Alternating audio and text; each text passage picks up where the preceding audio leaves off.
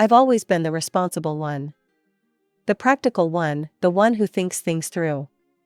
My name is Chloe, and for the past 5 years, I've been living what most would consider a successful life, great job in a neighboring state, company-provided housing, and enough income to help others. But success doesn't always mean happiness, especially when family is involved. Growing up, I watched my parents shower my older sister Sarah with attention and love. She was their golden child, their perfect firstborn, who could do no wrong. While I studied hard and planned for my future, Sarah floated through life on charm and our parents' endless indulgence. Don't get me wrong, I loved my sister, but I always knew where I stood in the family hierarchy. Every other weekend, I make the drive back home to visit my parents. It's become a routine over the past 5 years, finish work on Friday, pick up some thoughtful gifts from the shops near my apartment, and head to their house. Sometimes I wonder why I keep doing it, but then I remember the loan. That cursed wedding loan that changed everything. 7 years ago, Sarah announced she was getting married to some rich guy she'd been dating.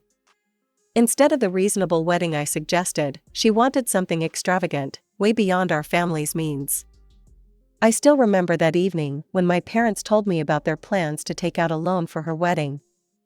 "Mom, Dad, this is crazy," I said, sitting at our kitchen table. "Why can't Sarah take out the loan herself if she wants such an expensive wedding?" Mom's face tightened the way it always did when I questioned anything about Sarah. "Your sister has some issues with her credit history. The banks won't give her a loan right now." "Then maybe she should have a smaller wedding," I suggested, already knowing the answer.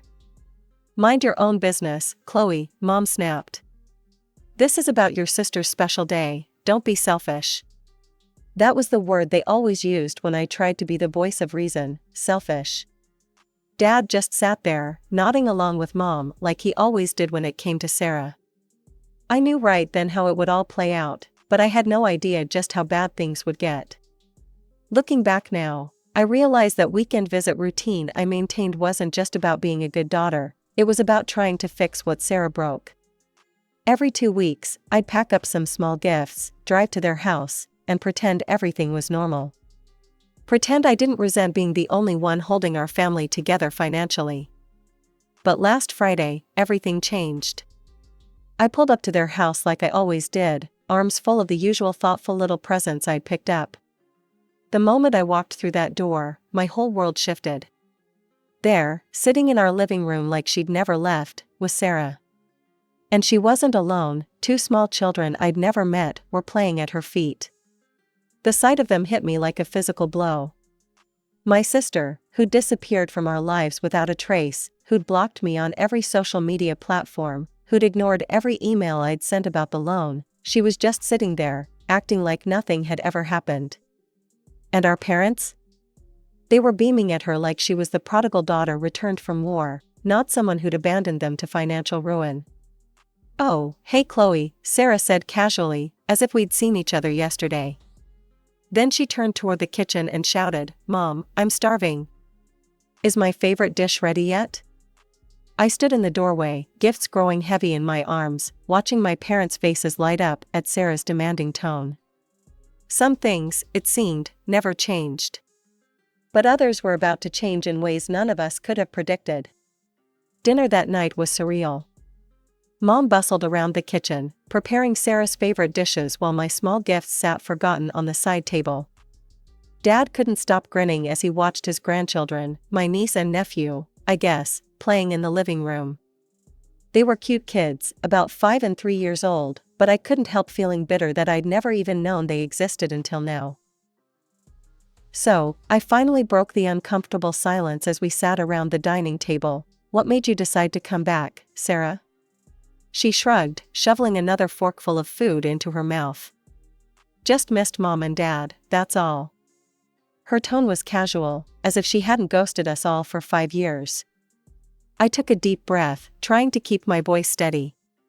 "Does this mean you're finally going to help pay back the loan they took out for your wedding?" The temperature in the room seemed to drop 10 degrees. Sarah's face flushed red with anger, but before she could respond, Mom jumped in. "Chloe, this isn't the time to talk about money," she scolded. Can't we just be happy that the family is finally together again? I wanted to scream. The family is together again? What about the past 5 years when I was the only one helping them stay afloat? Every month, without fail, I'd been sending $1,500 to cover their bills and groceries because they couldn't manage after paying Sarah's wedding loan. But sure, let's not talk about money. The rest of the weekend passed like I was invisible.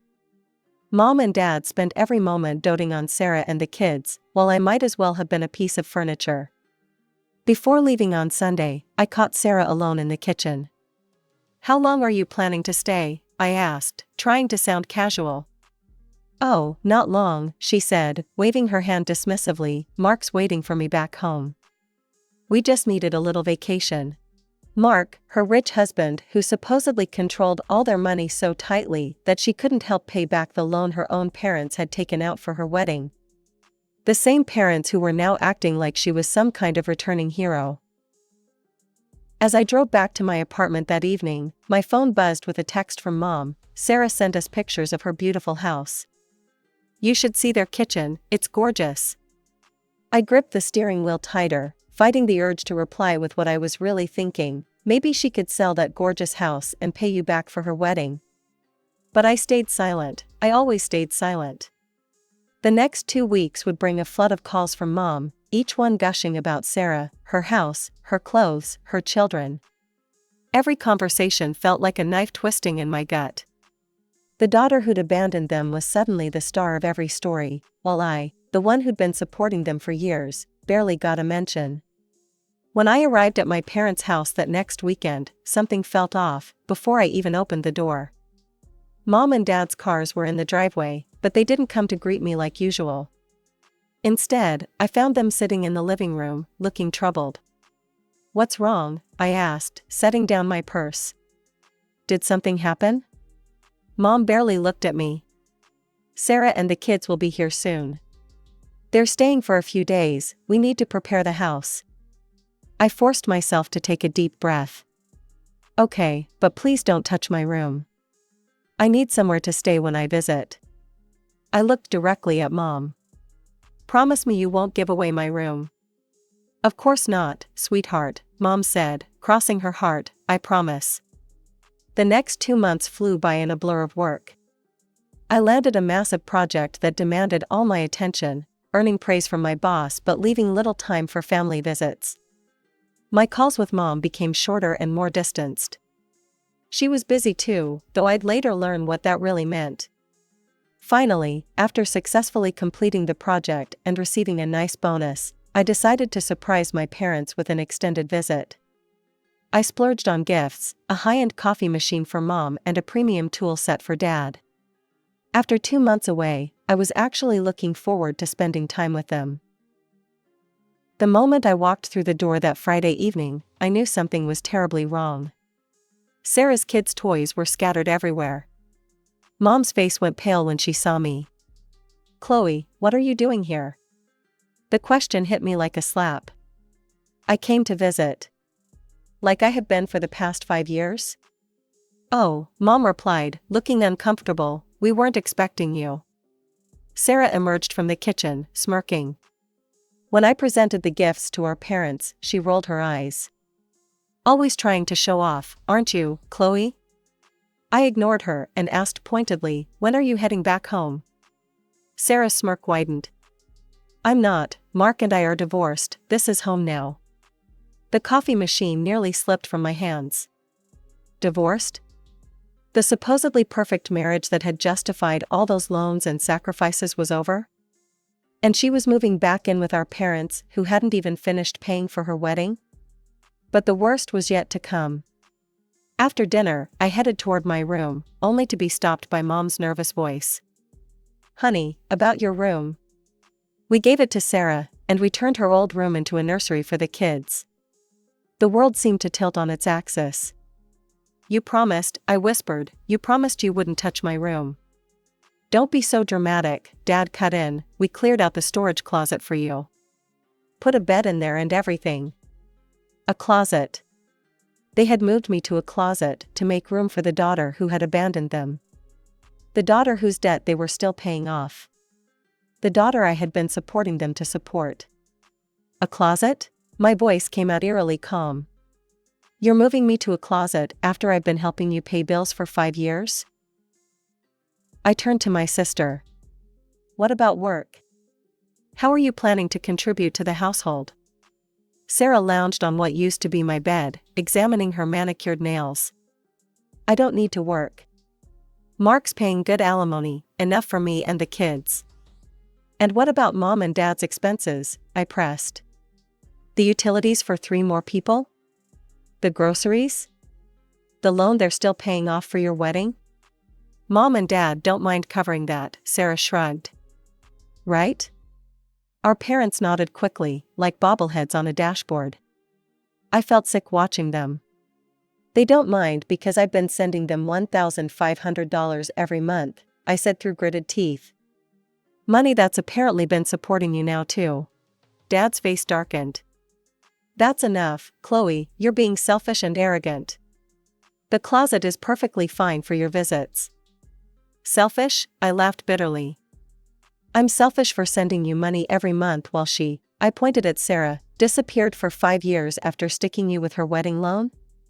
We're tired of your tantrums, Mom snapped. If you can't accept this situation, maybe you should leave. Sarah's smug smile was the last straw.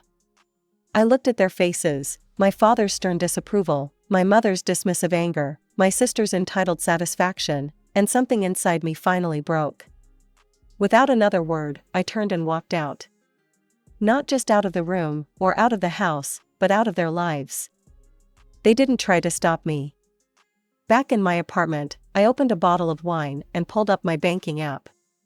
The monthly transfer to my parents' account stared back at me, $1,500, scheduled to go out in 3 days. My finger hovered over the cancel button.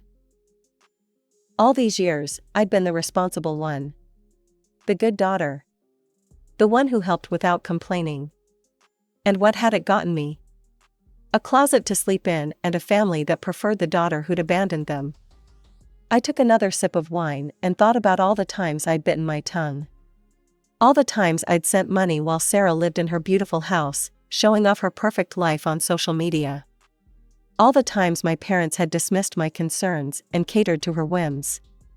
The choice was clear. With a decisive tap, I canceled the recurring transfer.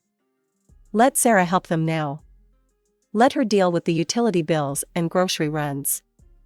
Let her face the reality of the debt she'd dumped on our parents. I was done being the family ATM. A month passed in complete silence. No calls from Mom about Sarah's latest purchases. No messages about the grandchildren's cute antics. Nothing. I threw myself into work, trying to ignore the hollow feeling in my chest. But I couldn't completely disconnect. Social media became my window into their world, a window that showed me exactly where I stood. Mom's Facebook page was filled with photos, my beloved daughter and her beautiful children. Sarah and Mom baking cookies. Sarah and Dad at the park with the kids. Happy family moments that didn't include me. Each post was like a knife twist, but I refused to look away. I needed the reminder of why I'd made my decision. Then came the call I'd been expecting. Why hasn't the money come through? Mom demanded without even a hello. Her voice was sharp, accusatory. I kept my voice steady. I canceled the transfers. The silence on the other end lasted so long, I thought she'd hung up. Then, you what? I canceled them, I repeated, I'm not going to help anymore. You can't do that, Mom's voice rose to a shriek. We need that money. How could you be so selfish?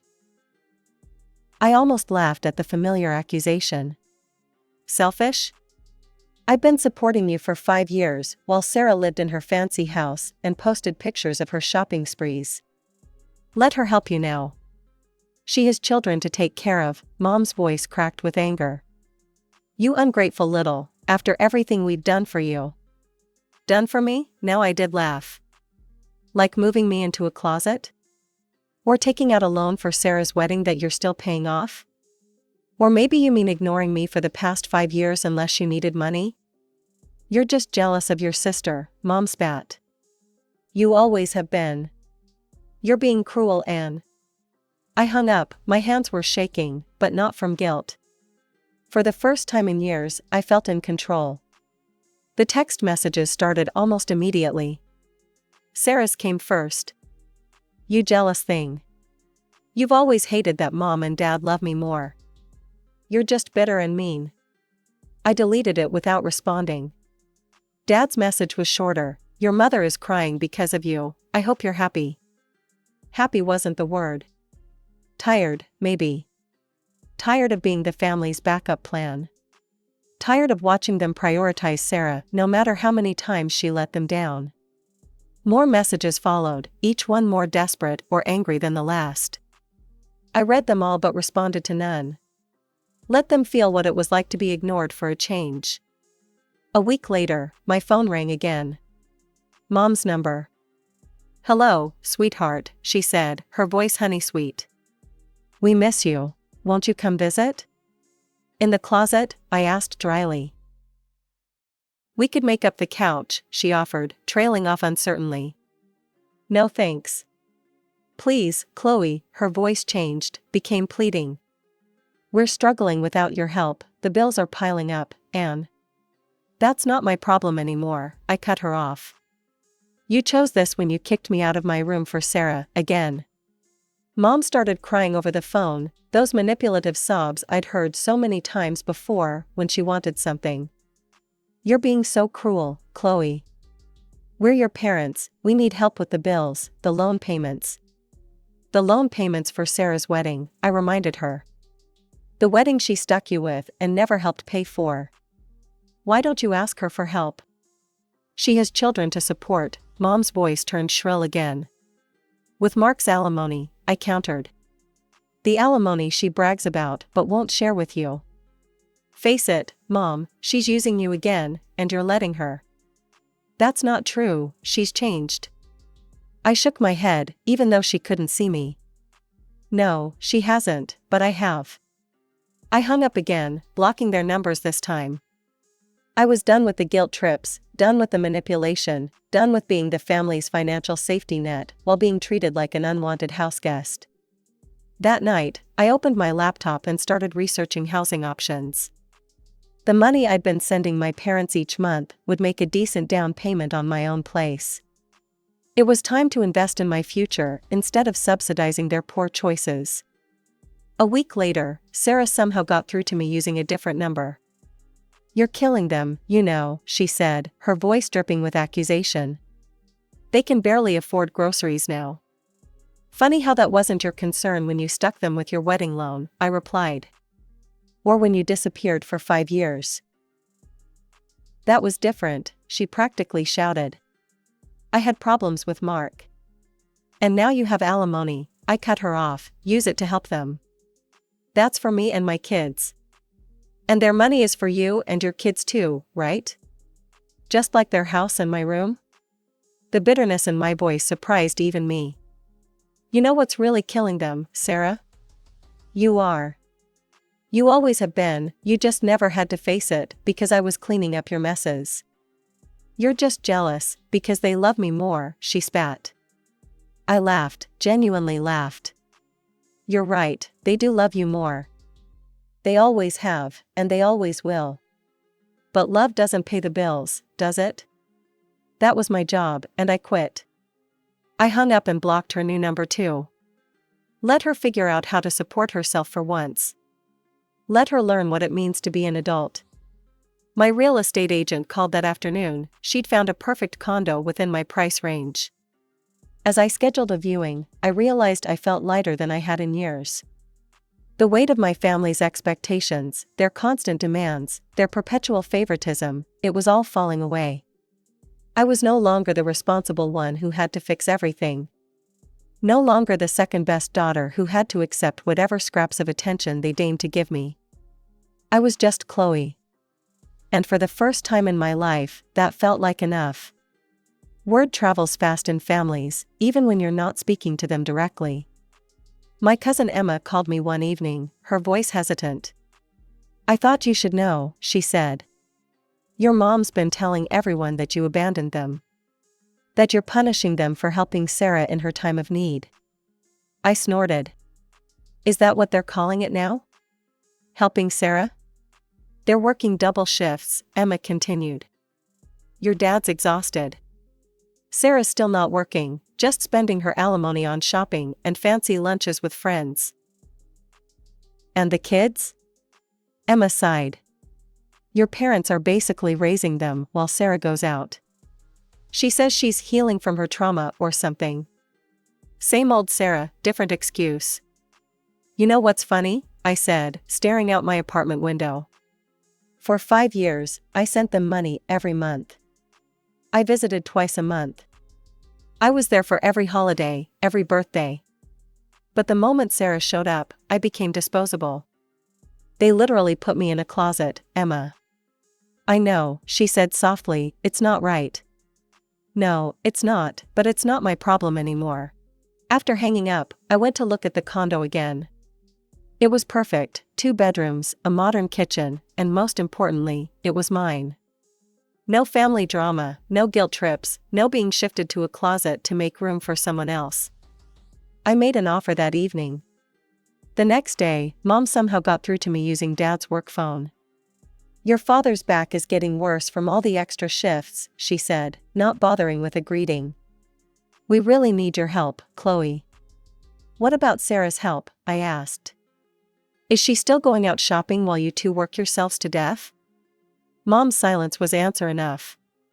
You know, I continued, I just put an offer on a condo. The down payment is coming from the money I used to send you.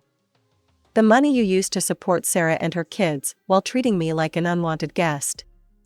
How can you be so heartless? Mom's voice cracked. We're your parents. Yes, you are, and Sarah's my sister. But I'm done being the family bank while you treat me like I don't matter. Of course you matter, Mom protested. We love you. No, Mom, you love what I could do for you. There's a difference. I could hear her starting to cry again, but this time it didn't affect me. I'd grown immune to the manipulation. I have to go, I said, I have a meeting with my real estate agent. Please, Chloe, she begged, we can work something out. We can put a real bed in the living room for when you visit. Goodbye, Mom. As I ended the call, my phone buzzed with a message from my agent. The sellers had accepted my offer. I was going to be a homeowner. I looked around my apartment, thinking about all the weekends I hadn't spent here because I was at my parents' house. All the money I hadn't saved because I was supporting them. All the times I'd put my life on hold to be their backup plan. Time has a way of putting things in perspective. From my new condo's balcony, I can see the city skyline, a view I'd never have if I was still sending my money to support Sarah's lifestyle. The mortgage payments are manageable, and for the first time in my adult life, I'm investing in my own future instead of paying for my sister's past. Emma keeps me updated on the family situation, though I never ask. Sarah's still living with our parents, spending her alimony on designer clothes and spa days, while throwing occasional scraps toward her kids' expenses. Mom and Dad are working extra shifts at their jobs, their faces showing the strain of supporting 3 additional people well into what should have been their easier years. They finally paid off Sarah's wedding loan, the debt that started this whole mess. The irony isn't lost on me that they finished paying for a marriage that didn't even last. I heard Mom told Aunt Julie that they could finally breathe easier, but then immediately complained about how their ungrateful younger daughter had abandoned them in their time of need. Your mom was showing everyone pictures of Sarah and the kids at Sunday dinner, Emma told me during our last phone call. She kept saying how at least one of her daughters still cares about family. I just smiled. How nice for her. Don't you want to tell them about your new place? Emma asked. Show them you're doing well? No, I replied firmly. They don't get to be part of this. They don't get to see what I built for myself after they tried to stuff me in a closet. I haven't given anyone my new address, and I plan to keep it that way. I can just imagine their reactions, Mom's thinly veiled criticism about how I must think I'm better than everyone else now, Dad's disapproving frown, Sarah's jealous comments about how I'm showing off. They'd find a way to make my success about them, about how I should be using my money to help family instead of living in a nice place. But I don't care anymore. Let them talk, let them complain to relatives about their cruel, selfish daughter who refused to keep subsidizing their poor choices. Let them work those extra shifts while Sarah lounges around their house, playing the poor divorced mother role to perfection. Sometimes, when I'm sitting on my balcony with a glass of wine, watching the sunset over the city, I think about that storage closet they tried to move me into. It was their final gift to me, really, the push I needed to break free. To stop accepting scraps of their attention while giving them everything I had.